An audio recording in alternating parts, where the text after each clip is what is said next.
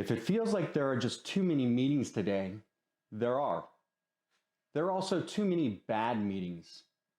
It's easy today to create a meeting request or web conference. It just takes seconds. However, easy doesn't mean effective. The impact of bad meetings is that they waste time, talent, and treasure. If your goal is to sell today, you can't afford the cost of bad meetings. Business is moving faster. The stakes are higher. Second chances are in short supply. Today, you're going to understand what extraordinary meetings look like. We're going to distill this down so that you're going to learn how to create winning meetings that will improve your sales outcomes immediately.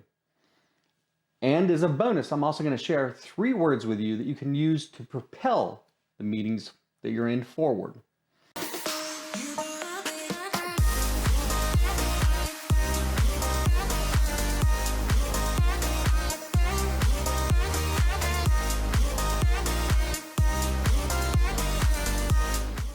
My name is Joe Peranto. I'm an expert salesperson who has led close to 30,000 meetings. I've sold more than $1.4 billion to businesses of all sizes, generating millions of dollars in revenue per day.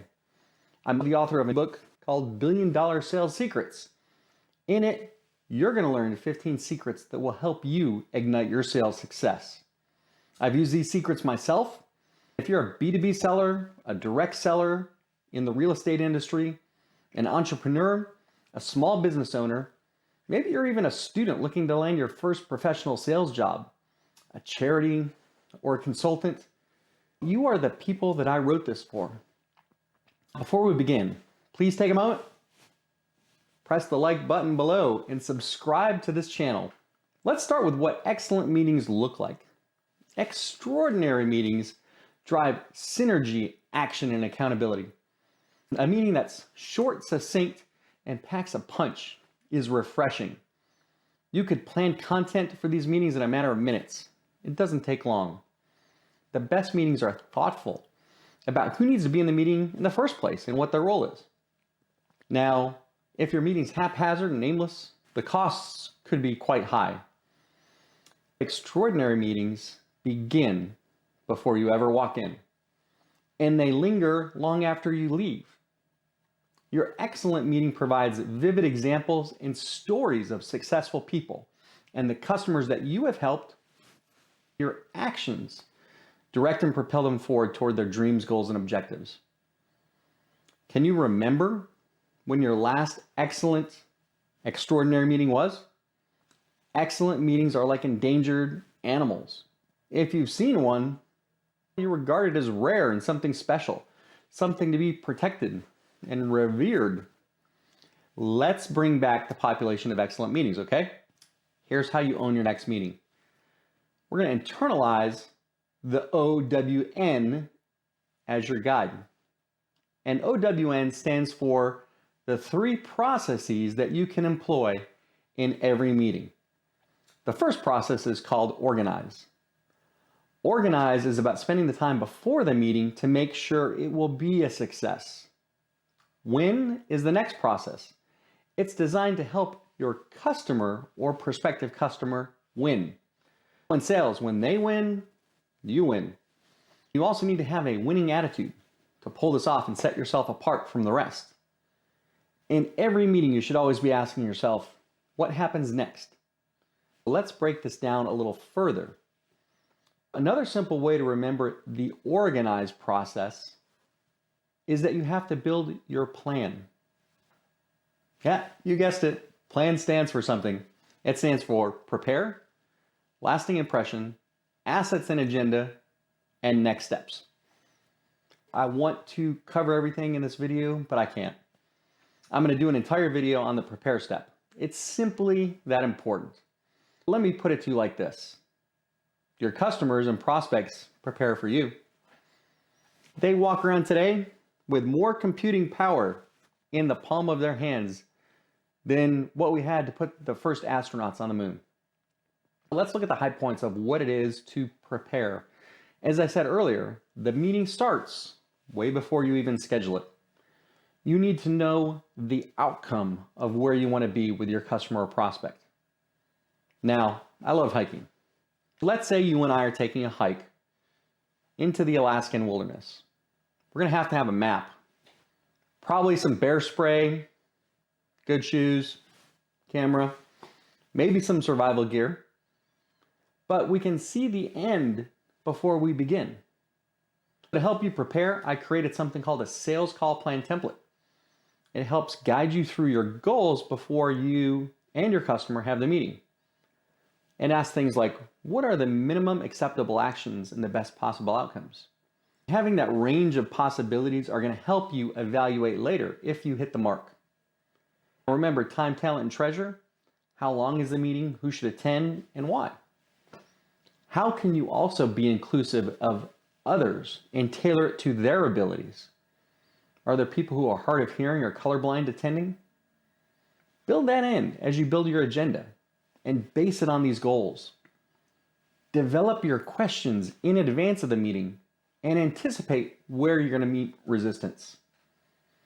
I always like to think of people and customers who are going through their journey, and I'm intersecting them at a very special point in time. It's good to ask, where have they been in the past and where are they now? What's occurred up to this point that's impacting them or their business?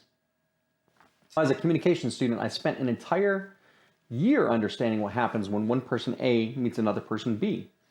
It's an amazing encounter where each individual brings their own experiences, histories, cultures, and so much more. Draw them out with questions. Then, after I know where they're at, where do they want to go? What aspirations do they have? So in direct selling, maybe you're trying to get people to buy your weight loss program or supplies. What do people want? Better health, reduced weight. Why? And this is so golden. Why do they want these things? What is the impact of these to their future? What will it enable them to do? The next questions that you can ask is, what's standing in their way of reaching that goal? Understanding this will help you build your sales opportunity plan. We are still in the organized process, and we just covered the highlights of prepare, the P in the steps known as plan. Next, think about the lasting impression, the L, that you want to leave. How do you leave a lasting impression? Well, you practice delivering your content. You dress for success. Show up well in advance of the meeting, on time. You nail the goals and the next steps. Let's think about assets now. One of your assets is the agenda. People need an agenda in advance of the meeting, always. Let's say you're cold calling. You can still have an agenda prepared.